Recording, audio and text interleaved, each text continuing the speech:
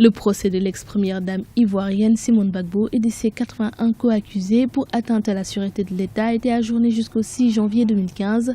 Une décision prise par la cour d'assises d'Abidjan ce mardi 30 décembre 2014. Raison évoquée par le tribunal, donner plus de temps à la défense pour obtenir des copies des dossiers de leurs clients. Ce renvoi s'explique par le fait que nous n'avons eu accès véritablement aux pièces de la procédure. On n'y a eu accès qu'en fin de semaine dernière.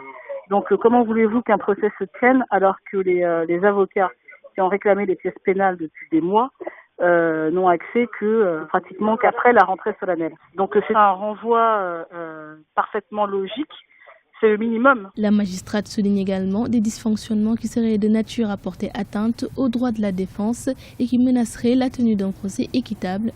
La difficulté qu'il y a, ce sont toutes les atteintes aux droits de la défense.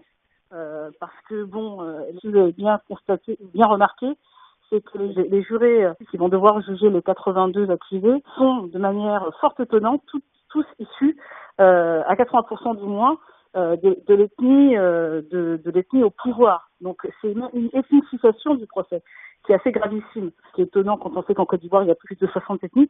Donc c'est même une ethnicisation du procès, une politisation du procès. Et puis je tiens quand même à attirer votre attention sur le fait que l'un des magistrats qui devait siéger a fait lui-même l'objet de poursuites. Donc il est suspecté d'avoir tué quelqu'un la semaine dernière.